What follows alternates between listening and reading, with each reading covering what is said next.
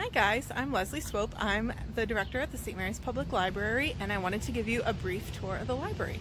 So this is the outside of the building, which you see when you first come up. And then let's go a little closer to the door. We have a book drop out front if you ever wanted to return anything we're not open. And then here is our main door. Let's go into the building. See you inside. So this is what you see when you first walk in the building. This is our main circulation desk. Normally there's a staff member standing behind it to help you if you need any help. And then we have a little memo board, which usually we have a question or survey we ask everybody on. And then if you turn to our right, this is where all of our new books are kept. Then we also have our magazines here. If we go in a little further, we have some comfy seating. And then we have some of our computers for adults to use, a table with some things on. Usually the tax forms are kept here, anything really important. We have a sensory kit, so if you guys ever come in here and it is too loud, you can borrow some noise canceling headphones. We have some little fidget things that you can play with, things to just keep you occupied if you need them. So we're going to walk past the main circulation desk, and right here is where a lot of our DVDs are kept. All of the brand new ones are kept up here on the top shelf. And then this is more of the staff area. We have a copy machine for people to use and a couple of more computers. All of these books along this back wall are mystery, romance, and westerns, and they continue in the back here. Then this is our small little reference area, so references, encyclopedias, dictionaries, things like that. And then as we keep going, this is where all of our fiction books for adults start. So they run back all of these shelves, and they run all along the outside of the building. So if we turn, if you see back there on the back wall, that is all of the fiction books. And then here, so that one and that one and that one, all of these stacks, that's our nonfiction section. And we try to make it easy. They're all in Dewey Decimal order, but we have these nice subject to kind of help show you where everything's located at. So I'm going to take you back up to the front of the building.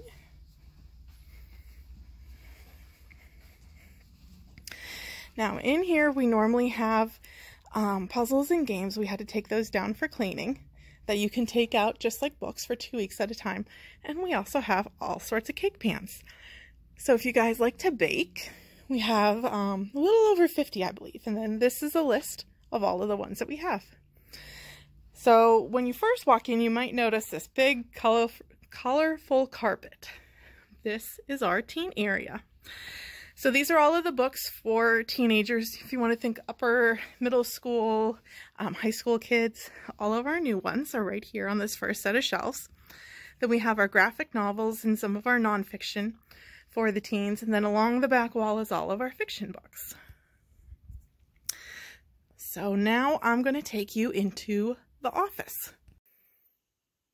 So this is what the office looks like where the staff is. We have a couple of different desks that we work at. If you notice, it's a little stacked up because of us being closed. We're a little behind on something. So this is where Diana sits.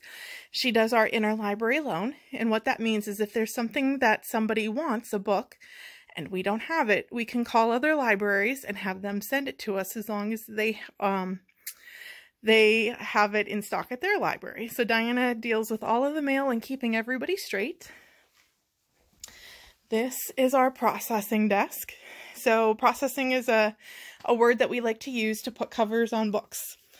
So all of our books get what we call a barcode number, just like they do at the stores. And when you scan it, it tells us a little bit about the book, where it's kept at, who wrote it, what it's called, what it's about a little bit, so that we know if you really like mysteries, you might like this one, but it doesn't have anything about dinosaurs. So if you're looking for dinosaur books, this isn't the one for you.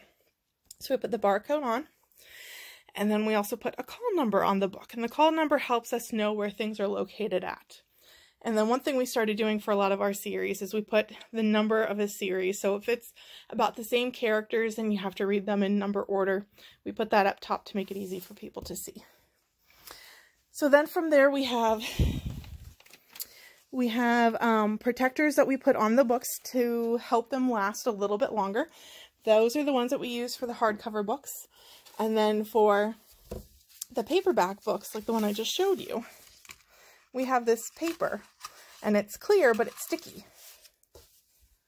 And that helps the books last a little bit longer. And then to the right is my area. So I'm the director, so there's a lot of stuff that I do behind the scenes that you might not really think about.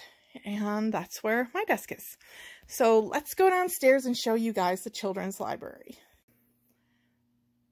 So when you come downstairs, this is what you'll see. This is our hallway. Either you come from the steps or the elevator, either way is fine. And we go down the hallway. Excuse the lights not being on.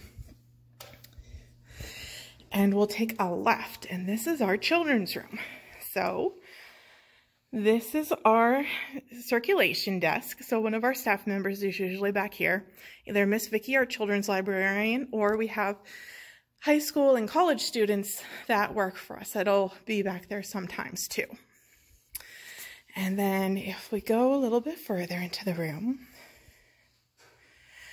we have all of our picture books. So they're called picture books because they have a lot of pictures in them. And they run all the way along the outside of the walls and then into this section right here too.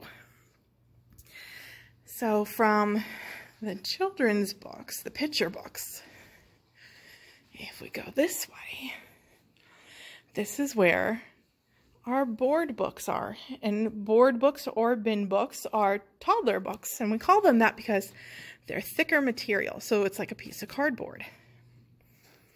And then I want to show you where we have signs up at the top. So our easy section follows the yellow dots to the left. And our junior fiction, our junior section, goes to the right and follows the blue dots all the way around the room. That way you guys know where everything's kept at. Then right in the middle, we have a section on superheroes. So this whole section right here is on Batman and PJ Masks and Teenage Mutant Ninja Turtles. All of them are kept there. Now our junior section is our chapter books, and we call them chapter books because they are relatively thin, but they are what you start reading once you become an established reader. So there's a lot more words on the page, fewer chapters, or I'm sorry, fewer pictures. And that is kept all along here. Then to our right in the stacked section, so these three stacks, right there, there, and there, is all of our nonfiction books for children. Both our beginner nonfiction up through our middle school is kept there. Now nonfiction, I didn't explain that to you guys. Nonfiction are true things. So they could either be true stories about a person, a place that you might go to, holidays. Then we have our science books in here. We have things on cooking, history, all sorts of topics like that. And then this back section, this whole back wall, is our junior fiction section. And fiction just means that it's a made-up story. So we're going to keep walking back along the room. We do have a couple of audio books on this end shelf here. And audiobooks are books that are read to you on CD or tape. And then on the back wall is our biography section. So a biography is true stories written about a person. And then we have a couple of computers for you guys to use. All of our new books are kept here. And then our DVDs are on this middle section. It's almost right in the middle of the whole children's room. And we have these two computers, which you're able to use anytime we're open. And they're touchscreen. It's all computer games on them. One is meant for kids ages and abilities from 6 to 11 years old. And then the other one is games for children with ages and abilities from 2 to 8 years old. So this is the children's room. These tables usually have coloring sheets, make and take activities, so crafts that you can make and take home. Sometimes we have puzzles. Normally we have a train table sitting right up here where this table is. But we had to move that out too, just to make sure that we aren't spreading germs when we don't need to be. So this is a whole children's room.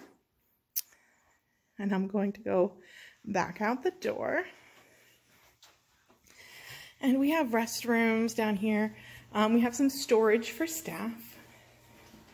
This room on the right is one that you've probably never been in before. This is our small meeting room. So we have an ongoing book sale. So all of the books on the shelves in here are for sale. And then we also have a table that fits 10 people comfortably that people use for meetings. And then we're going to go back down the hall. So if you've ever been to one of our children's programs, this is the room that you're probably most familiar with. So this is our large meeting room. This is where we do all of our story times, our summer reading. Most of our big programs are all done in this room here. So I'm going to join you for a second and we're going to read a story. Okay guys, are you ready for some stories? So we are back in the big meeting room, our room that we do story time in. And I have 2 stories that I'm going to share with you. The first one is called Mail Carriers, and it's the Community Helpers series. And it is by Christina Leaf. The mail carrier climbs out of his truck. Icy wind stings his face. The mail carrier puts letters in the mailbox. Cold weather does not stop him. What are mail carriers? Mail carriers pick up and deliver mail. They work for post offices. Have you guys ever been to the post office? Mail carriers serve towns, cities, and the countryside. Their delivery routes visit homes and businesses. What do mail carriers do? Mail carriers sort mail at the post office. Then they put it into mail bags or trucks. Many mail carriers drive. Their trucks carry packages and letters. Have you guys ever seen one of these around town?